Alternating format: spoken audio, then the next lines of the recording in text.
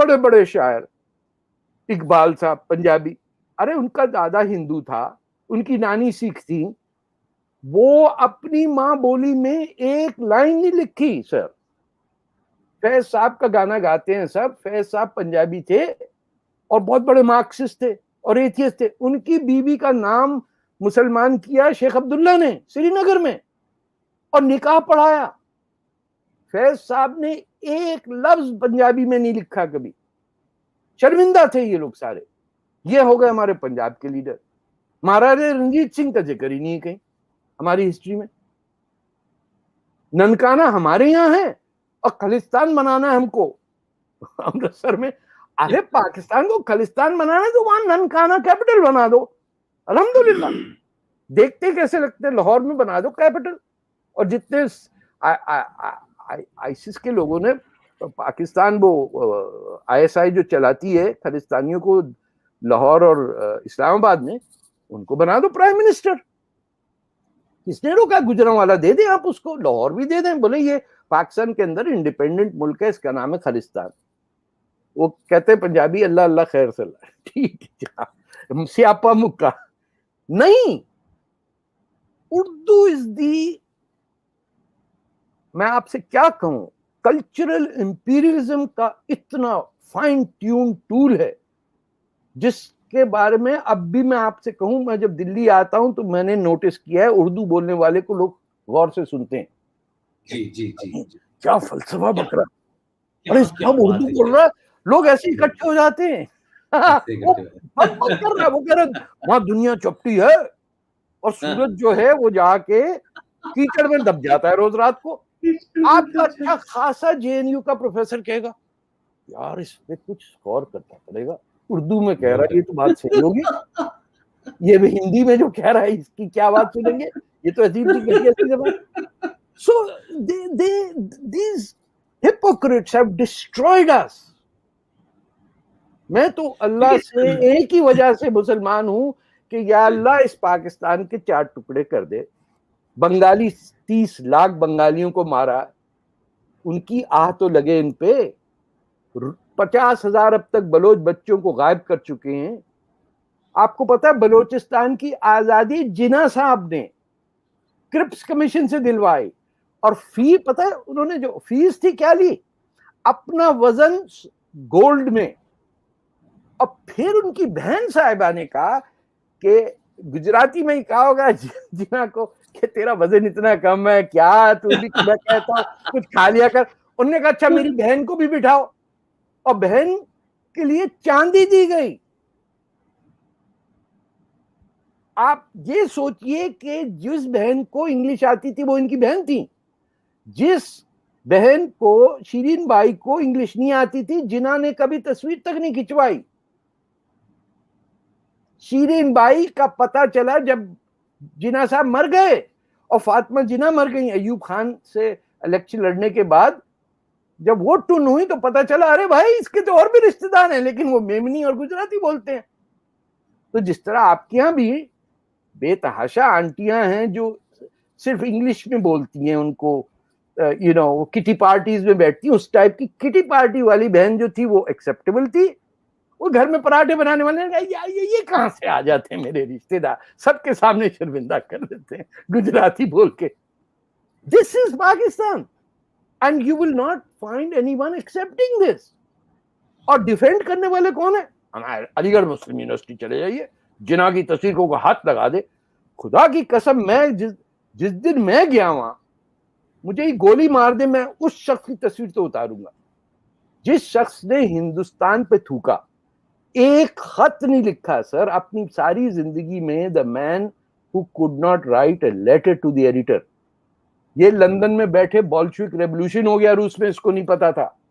पहली जंग अजीम से पूछिए जिन्ना से कि भाई तू क्या कर रहा था, उसने कहा 26 अपार्टमेंट हो गए थे मेरे पास, बाकी क्या क्या हो रहा था, उसने कहा वो खत्म हो गई सर जंग। सेकेंड वर्ल्ड वॉर पता नहीं। नेताजी कौन है? I don't know.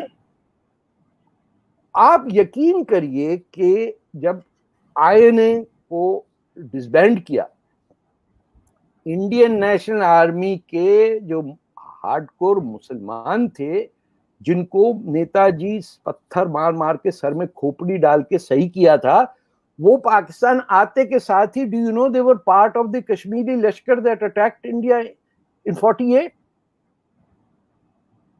और जी इंडिया में बैठे हुए आप लोग कह रहे हैं कि हम मुस्लिम वर्ल्ड में रिप्रेजेंट करेंगे सब कॉन्टिनेंट के मुस्लिम। इस चक्कर में आपने खुली छुट्टी दे दी। 30 लाख का हिसाब देना होगा जो बांग्लादेश में मारे गए। नहीं तारिक साहब, इसमें इसमें मैं एक वापस लौट आके लाता हूं। जब आपने ये कहा कि जो जो यहाँ मुसलमान थे उनके सारे जो पूर्वज थे, जो उनके वो तमाम सब हिंदू थे, लेकिन सवाल यह है कि देवबंद की जब आप हिस्ट्री पढ़ते हैं और देवबंद के क्रिएशन की बात जब आप करते हैं, तो देवबंद का क्रिएशन तो इसीलिए हुआ कि यहाँ का मुसलमान भारत की कल्चर में, यहाँ की संस्कृति में, तहजीब में मिक्स हो, वो मिक्स न हो, उसके लिए उसकी अलग पहचान बनाने के लिए देवबंद का पूरा कहानी चला।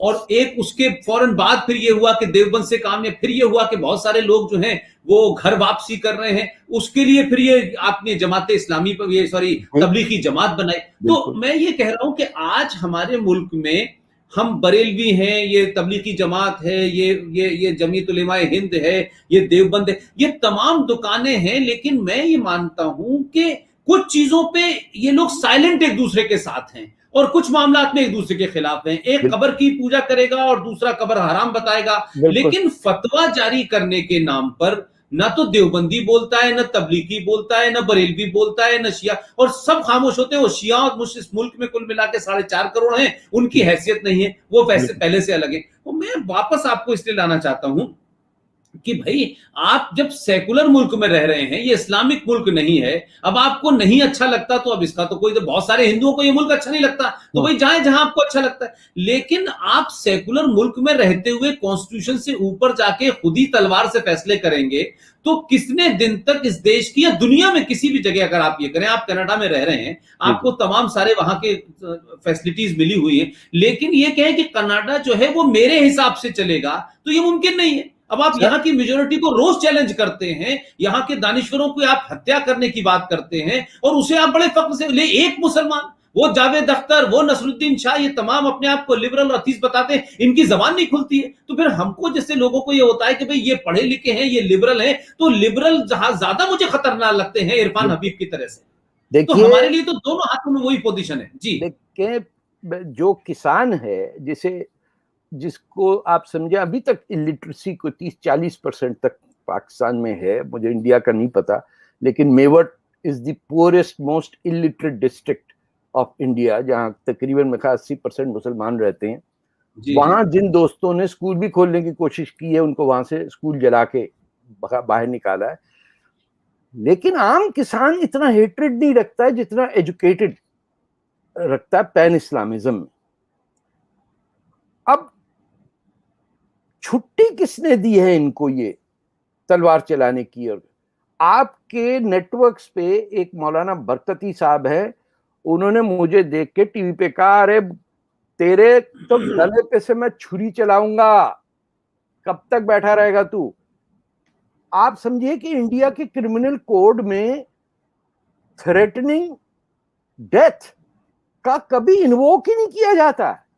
तो ये जिसे हम यहाँ क्राउन कहते हैं, आपके यहाँ प्रोसिक्यूशन है, ये तो सुप्रीम कोर्ट या लोअर लेवल कोर्ट को खुद इन्वोक करना चाहिए, या किसी को जाना चाहिए कि ये थ्रेट जो है, this is a criminal offence. The Indian criminal code and constitution determines के जब आप किसी को डेथ थ्रेट देंगे, आपकी सजा क्या होनी चाहिए।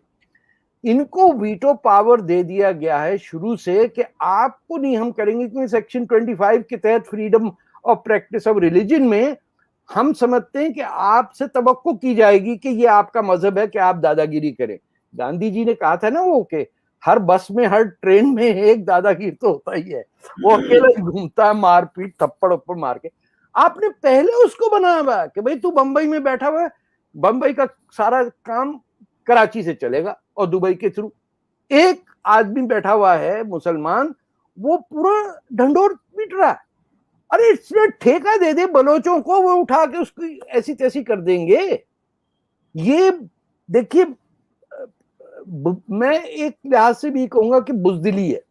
और ये मैं समझता भी हूं कि आप पे 1000 साल हमले हों तो आपका एक नेचर बन जाता है to be on the defensive, आपका रुझान हो जाता है कि अब के कौन हरामजादा आएगा। सॉरी मैं गलत अल्फाज बोल रहा हूं, लेकिन मेरी नजर में जिसने हिंदुस्तान की जमीन पे कदम रखा या हमारी बेटियों को उठाने के लिए, वो मेरे लिए उसमें नेक्स्ट स्टेप की नहीं जरूरत है।